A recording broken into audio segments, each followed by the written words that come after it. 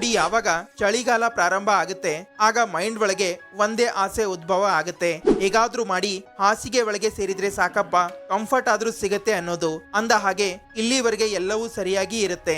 ಆದರೆ ಇದೇ ಸಮಯ ಎಕ್ಸಾಮ್ಸ್ ನ ಎಲ್ಲಕ್ಕಿಂತ ಇಂಪಾರ್ಟೆಂಟ್ ಸಮಯ ಆಗಿರುತ್ತೆ. ಅಂದ್ರೆ ಕೊನೆಯ 2-3 ತಿಂಗಳು. ಮತ್ತೆ ಈ ಸಮಯದಲ್ಲಿ ಓದಲಿಲ್ಲ ಅಂದ್ರೆ ಕತೆ ಮುಗೀತು ಅನ್ಕೊಳ್ಳಿ. ಆದ್ರೆ ಏನ್ ಮಾಡೋದು, ಚಳಿಗಾಲದ ವಾತಾವರಣವೇ ಹೀಗಿರುತ್ತೆ. ಬೆಳಿಗ್ಗೆ ಎದ್ದೇಳಲು ಮನಸ್ಸೇ ಆಗೋದಿಲ್ಲ. ಆಚೆ ಚಳಿ ಇದೆ, ಮತ್ತೆ ಒಳಗೆ ಬೆಚ್ಚನೆಯ ಅನುಭವ. ಆದ್ರೆ ಎದುರಿಗೆ ನಿಂತಿದೆ ಎಕ್ಸಾಮ್ಸ್ ಅನ್ನೋ ಭೂತ. ಶರೀರದಲ್ಲಿ ಎನರ್ಜಿ ಇಲ್ಲ, ಫೋಕಸ್ ಮಾಡಲು ಆಗ್ತಾ ಇಲ್ಲ, ಮತ್ತೆ ಮೈಂಡ್ ಒಳಗೆ ಸೋಷಿಯಲ್ ಮೀಡಿಯಾ ಉಪಯೋಗ ಮಾಡುವ ಬಯಕೆ, ಯಾವುದೇ ಕೆಲಸ ಮಾಡೋಕೆ ಮನಸ್ಸಿಲ್ಲ. ಆದ್ರೂ ಎಲ್ಲಕ್ಕಿಂತ ಇಂಪಾರ್ಟೆಂಟ್ ಆಗಿರುವ ಕೆಲಸ ಅಂದ್ರೆ ಓದುವುದು. ನೀವು ಓದಿ ಅಥವಾ ಓದದೇ ಇರಿ, ಎಕ್ಸಾಮ್ಸ್ ಅಂತೂ ಅಟೆಂಡ್ ಮಾಡಲೇಬೇಕು ಅಲ್ವಾ? ಏಕೆಂದ್ರೆ ಚಳಿ ಜಾಸ್ತಿ ಇತ್ತು ಸರ್, ಅದಕ್ಕೆ ಓದಲಿಲ್ಲ ಅಂತ ಶಿಕ್ಷಕರಿಗೆ ಹೇಳಲು ಆಗೋದಿಲ್ಲ. ಹೌದು, ಚಳಿ ಜಾಸ್ತಿ ಇದೆ, ಆದರೆ ಯಾವ ವಿಷಯ ಇಂಪಾರ್ಟೆಂಟ್ ಆಗಿದೆ ಅದನ್ನ ಕಂಪ್ಲೀಟ್ ಮಾಡಲೇಬೇಕು ಅಲ್ವಾ? ಅದಕ್ಕೆ ಒಂದು ರಿಯಲ್ ಎಕ್ಸಾಂಪಲ್ ಹೇಳ್ತೀನಿ ಕೇಳಿ. ಅದೆಷ್ಟೇ ಚಳಿ ಇರಲಿ, ನಿಮ್ಮ ತಂದೆ ಕೆಲಸಕ್ಕೆ ಹೋಗಲೇಬೇಕು, ತಾಯಿ ಮನೆ ಕೆಲಸ ಮಾಡಲೇಬೇಕು. ಒಟ್ಟಿನಲ್ಲಿ ಚಳಿಗಾಲದಲ್ಲಿ ನಮ್ಮ ಮೈಂಡ್ ನ ವಿರುದ್ಧ ಹೋಗಿ ನಾವೆಲ್ಲರೂ ಕೆಲಸ ಮಾಡಲೇಬೇಕಾಗತ್ತೆ. ಒಂಚೂರು ಮೈಂಡ್ಗೆ ನೆಪ ಮಾಡಲು ಸಮಯ ಸಿಕ್ಕರೆ ಅದು ತಕ್ಷಣ ಕಂಫರ್ಟ್ ನ ಕಡೆಗೆ ಓಡುತ್ತೆ. ಅದಕ್ಕೆ ಈಗ ನಾವು ಯಾವ ಕೆಲಸ ಮಾಡಬೇಕು, ಚಳಿಯಿಂದಲೂ ತಪ್ಪಿಸಿಕೊಳ್ಬೇಕು, ಮತ್ತೆ ಕೆಲಸವೂ ಕಂಪ್ಲೀಟ್ ಆಗ್ಬೇಕು ಅಂತ ನಿಮ್ಮ ಪ್ರಶ್ನೆ ಆಗಿದ್ರೆ ಉತ್ತರ ಇದೆ ಫೋಕಸ್. ಹೌದು, ಇದೇ ಫೋಕಸ್ ನಿಮ್ಗೆ 0 ನಿಂದ 100% ವರೆಗೆ ತಗೊಂಡು ಹೋಗುತ್ತೆ. ಅದಕ್ಕಾಗಿ ನಾವು ಚಳಿಗಾಲದಲ್ಲಿ ಒಂದು ಸ್ಟಡಿ ರೋಟೀನ್ ನಿರ್ಮಾಣ ಮಾಡೋಣ. ಅದರಿಂದ ಡಿಸ್ಟ್ರಾಕ್ಟ್ ಆಗದೆ, ಲೇಜಿನೆಸ್ ಫೀಲ್ ಮಾಡದೆ ಪೂರ್ತಿ ಫೋಕಸ್ ನಿಂದ ಸ್ಟಡಿ ಕಂಪ್ಲೀಟ್ ಆಗ್ಬೇಕು. ಮತ್ತೆ ನಿಮ್ಮನ್ನ ಚಳಿಯಿಂದಲೂ ಪಾರು ಮಾಡಬೇಕು. ಏಕೆಂದ್ರೆ ಈಗ ತಮ್ಮನ್ನ ಈ ರೋಟೀನ್ ನ ಅಕಾರ್ಡಿಂಗ್ ರೆಡಿ ಮಾಡಿಕೊಳ್ಳಲಿಲ್ಲ ಅಂದ್ರೆ ಎಲ್ಲವೂ ಹಾಳಾಗುತ್ತೆ. ಮತ್ತೆ ಜಾಸ್ತಿ ಮನಸ್ಸು ವಿಚಲಿತ ಆಗ ಆಗುತ್ತೆ ಯಾವಾಗ ಮೈಂಡ್ ಒಳಗೆ ವಿಷಯಗಳು ಕ್ಲಿಯರ್ ಆಗಿರದೇ ಇದ್ದಾಗ. ಈ ವಿಂಟರ್ ನಲ್ಲಿ ನಾವು ಅದೇ ರೂಟೀನ್ ನಿರ್ಮಾಣ ಮಾಡೋಣ. ಅದನ್ನ ನೀವು ಈಸಿಯಾಗಿ ಫಾಲೋ ಮಾಡಬಹುದು. ಮತ್ತೆ ಎಕ್ಸಾಮ್ ಸಲುವಾಗಿ ತಮ್ಮನ್ನು ತಾವು ರೆಡಿ ಮಾಡಿಕೊಳ್ಳಬಹುದು. ಮತ್ತೆ ಫೋಕಸ್ ಸಲುವಾಗಿ 100% ಪ್ರಾಕ್ಟಿಕಲ್ ಸೊಲ್ಯೂಷನ್ ಸಹ ಇರುತ್ತೆ. ನೋಡಿ, 4 ವಿಷಯ ಆಗುತ್ತೆ ಫೋಕಸ್ ಕಡಿಮೆ ಆದಾಗ. ಅಂದ್ರೆ ಮೂಡ್ ಬದಲಾವಣೆ ಆಗುತ್ತೆ, ನಿದ್ದೆ ಕಾಡುತ್ತೆ, ಲೇಜಿನೆಸ್ ಜಾಸ್ತಿ ಆಗುತ್ತೆ, ಇದರಿಂದ ಸೋಷಿಯಲ್ ಮೀಡಿಯಾ ಉಪಯೋಗಿಸಬೇಕು ಅನ್ಸುತ್ತೆ, ಸಮಯ ವ್ಯರ್ಥ ಆಗುತ್ತೆ, ಮತ್ತೆ ಇಂಪಾರ್ಟೆಂಟ್ ಕೆಲಸ ಪೂರ್ಣಗೊಳ್ಳೋದಿಲ್ಲ. ಇದೆಲ್ಲವೂ ಮೈಂಡ್ ಒಳಗಿನ 2 ಕೆಮಿಕಲ್ ಇಂಬ್ಯಾಲೆನ್ಸ್ ಆದಾಗ ನಿರ್ಮಾಣ ಆಗುತ್ತೆ. ಒಂದು ಸೆರೆಟೋನಿನ್. ಅಂದ ಹಾಗೆ ಇದು ಡೇ ಮೋಡ್ ನಲ್ಲಿ ಆನ್ ಆಗುತ್ತೆ. ಇದು ಫೋಕಸ್, ಮೋಟಿವೇಶನ್, ಮೂಡ್ ಸುಧಾರಣೆ ಮಾಡುತ್ತೆ. ಮತ್ತೆ ಇದರ ಎಲ್ಲಕ್ಕಿಂತ ದೊಡ್ಡ ಡಿಮ್ಯಾಂಡ್ ಇದೆ ಬ್ರೈಟ್ ಲೈಟ್, ಅಂದ್ರೆ ಸನ್ಲೈಟ್. ಎಷ್ಟು ಜಾಸ್ತಿ ಬೆಳಕು ಬೀಳುತ್ತೆ ಅಷ್ಟೇ ಜಾಸ್ತಿ ಸೆರೋಟೋನಿನ್ ಪಂಪ್ ಆಗುತ್ತೆ, ಹಾಗೂ ಅಷ್ಟೇ ಜಾಸ್ತಿ ನಮ್ಮ ಮೈಂಡ್ ಆಕ್ಟಿವ್, ಕಾನ್ಫಿಡೆಂಟ್ ಮತ್ತೆ ಫೋಕಸ್ಡ್ ಆಗಿರುತ್ತೆ. ಮತ್ತೆ ಚಳಿಗಾಲದಲ್ಲಿ ಸೂರ್ಯ ಉದಯ ತಡವಾಗಿ ಆಗುತ್ತೆ, ಮತ್ತೆ ಸೂರ್ಯಾಸ್ತ ಬೇಗ ಆಗುತ್ತೆ. ಕೆಲವೊಮ್ಮೆ ಮಂಜಿನ ಕಾರಣದಿಂದ ಬೆಳಕಿನಲ್ಲೂ ಸೂರ್ಯನ ಕಿರಣಗಳು ಕಾಣಿಸೋದಿಲ್ಲ. ಅದಕ್ಕೆ ಚಳಿಗಾಲದಲ್ಲಿ ಡಾರ್ಕ್ನೆಸ್ ನ ಪ್ರಮಾಣ ಜಾಸ್ತಿ ಆಗಿರುತ್ತೆ. ಮತ್ತೆ ಮೈಂಡ್ ಒಳಗೆ ಸೆರೋಟೋನಿನ್ ಸರಿಯಾದ ಪ್ರಮಾಣದಲ್ಲಿ ರಿಲೀಸ್ ಆಗೋದಿಲ್ಲ. ಅದಕ್ಕೆ ಮೂಡ್ ಆಫ್ ಆಗಿರುತ್ತೆ. ಆಗ ಯಾವುದೇ ಕೆಲಸದ ಮೇಲೆ ಫೋಕಸ್ ಮಾಡಲು ಆಗೋದಿಲ್ಲ. Number 2 melatonin. ಇದು ರಾತ್ರಿಯಲ್ಲಿ ಆನ್ ಆಗುತ್ತೆ. ಇದು ನಿದ್ದೆ ಮತ್ತು ಸುಸ್ತು ಹೆಚ್ಚಿಸುವ ಹಾರ್ಮೋನ್ ಆಗಿದೆ, ಹಾಗೂ ಇದು ರಾತ್ರಿ ರಿಲೀಸ್ ಆಗುತ್ತೆ. ಇದು ರಿಲೀಸ್ ಆದಾಗ ದೇಹಕ್ಕೆ ನಿದ್ದೆ ಮಾಡುವ ಸಿಗ್ನಲ್ ಹೋಗುತ್ತೆ. ಮತ್ತೆ ಚಳಿಗಾಲದಲ್ಲಿ ಮಂಜು ಇರುವುದರಿಂದ ದಿನದಲ್ಲೂ ಇದು ರಿಲೀಸ್ ಆಗುತ್ತೆ. ಅದಕ್ಕೆ ದಿನದಲ್ಲೂ ನಿದ್ದೆ ಬಂದ ಹಾಗೆ ಆಗುತ್ತೆ. ಮತ್ತೆ ಲೇಜಿನೆಸ್ ಜಾಸ್ತಿ ಆಗುತ್ತೆ. ಆಗ ನೀವು ಹಾಸಿಗೆ ಒಳಗೆ ಹೋಗಿ ಸೋಷಿಯಲ್ ಮೀಡಿಯಾ ಸ್ಕ್ರೋಲ್ ಮಾಡಲು ಪ್ರಾರಂಭ ಮಾಡ್ತೀರಾ. ಇದರಿಂದ ಸಮಯ ವ್ಯರ್ಥ ಆಗತ್ತೆ, ಓದುವುದು ಆಗೋದಿಲ್ಲ. ಹಾಗಿದ್ರೆ ಮಾತು ಅರ್ಥ ಆಯ್ತು ಅನ್ಕೊಳ್ತೀನಿ.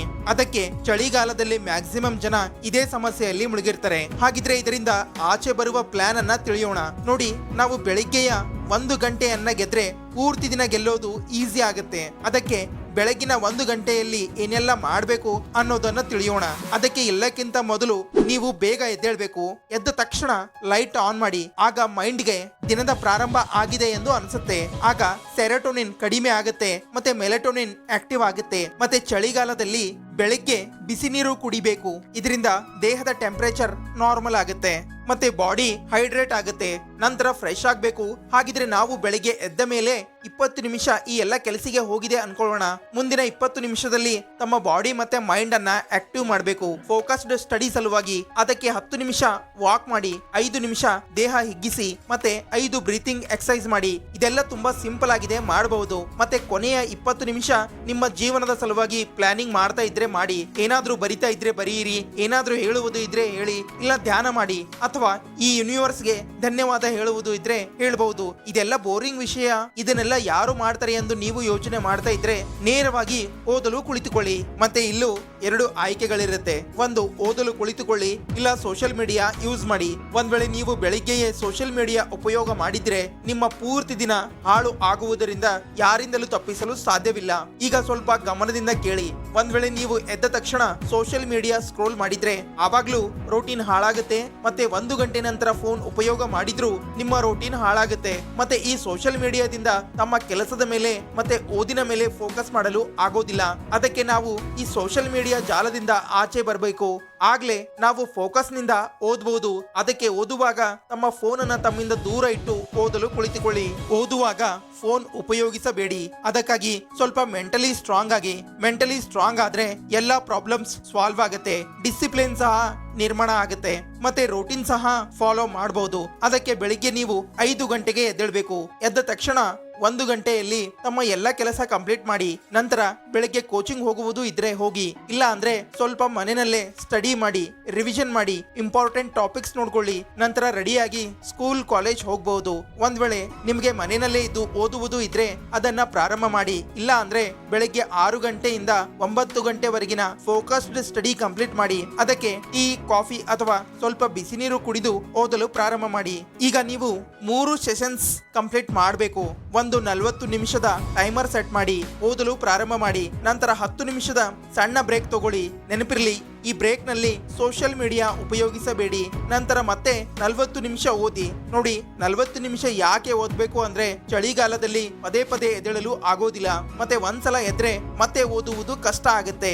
ಈ 2 ಸೆಷನ್ಸ್ ಕಂಪ್ಲೀಟ್ ಮಾಡಿದ ನಂತರ 8 ಗಂಟೆಗೆ ಬ್ರೇಕ್ಫಾಸ್ಟ್ ಮಾಡಬಹುದು. ಇಲ್ಲ 9 ಗಂಟೆಯ ನಂತರ ಸಹ ಮಾಡಬಹುದು. ಒಂದ್ ವೇಳೆ ನೀವು 9 ಗಂಟೆವರೆಗೆ ಸೆಷನ್ಸ್ ಕಂಪ್ಲೀಟ್ ಮಾಡಿದ್ರೆ 2 ಗಂಟೆಯ ಫೋಕಸ್ಡ್ ಸ್ಟಡಿ ಕಂಪ್ಲೀಟ್ ಆದಂತೆ. ನೋಡಿ, ಚಳಿಗಾಲದಲ್ಲಿ ತುಂಬಾ ಜನ ನೀರನ್ನ ಅವಾಯ್ಡ್ ಮಾಡ್ತಾರೆ.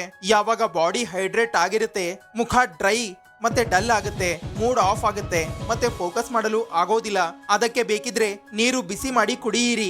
ಆದ್ರೆ ತಪ್ಪದೆ ನೀರು ಕುಡಿತಾ ಬನ್ನಿ. ಮತ್ತೆ 10 ಗಂಟೆ ನಂತರ ಬೇಕಿದ್ರೆ ನೀವು ಇನ್ನೊಂದು ಸ್ಲಾಟ್ ಕಂಪ್ಲೀಟ್ ಮಾಡಬಹುದು. ಒಂದ್ ವೇಳೆ ನೀವು ಇದನ್ನ ಮಾಡಿದ್ರೆ ನಿಮ್ಮ ದಿನದ 70% ಕೆಲಸ ಕಂಪ್ಲೀಟ್ ಆಗಿದೆ ಎಂದರ್ಥ. ನೋಡಿ, ಚಳಿಗಾಲದಲ್ಲಿ ಮಂಜು ಇರುತ್ತೆ. ಅದಕ್ಕೆ ಲೈಟ್ ಆನ್ ಮಾಡಿ ಸ್ಟಡಿ ಮಾಡಿ.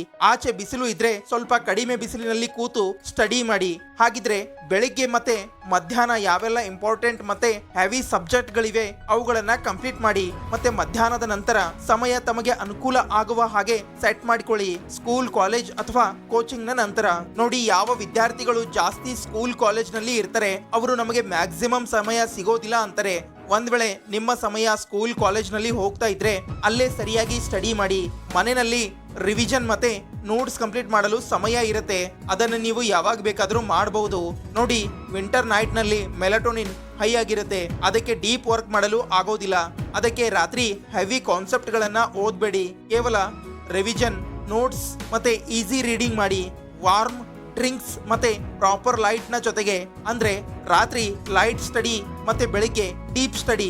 ಮತ್ತೆ ರಾತ್ರಿ 9 ರಿಂದ 10 ಗಂಟೆ ಒಳಗೆ ಮಲ್ಕೊಳ್ಳಿ. ಏಕೆಂದ್ರೆ ಮತ್ತೆ ಬೆಳಿಗ್ಗೆ ಎದ್ದು ಓದಲು ಸಮಯ ಸಿಗುತ್ತೆ. ಈ ತರ ನೀವು ಚಳಿಗಾಲದಲ್ಲಿ ತಮ್ಮ ದಿನವನ್ನು ಸೆಟ್ ಮಾಡಿಕೊಳ್ಳಬಹುದು. ಹಾಗಿದ್ರೆ ಈ ವಿಡಿಯೋ ಇಲ್ಲಿಗೆ ಮುಕ್ತಾಯ ಆಗುತ್ತೆ. ಈ ವಿಡಿಯೋ ಬಗ್ಗೆ ನಿಮ್ಮ ಅನಿಸಿಕೆ ಏನೇ ಇದ್ರೂ ಕಮೆಂಟ್ಸ್ ಮೂಲಕ ತಿಳಿಸಿ. ಹಾಗೆ ಚಾನಲ್ ನ ಸಬ್ಸ್ಕ್ರೈಬ್ ಮಾಡಿ, ಇನ್ಸ್ಟಾ ಪೇಜ್ ಅನ್ನ ಫಾಲೋ ಮಾಡಿ. ಬಾಯ್ ಬಾಯ್.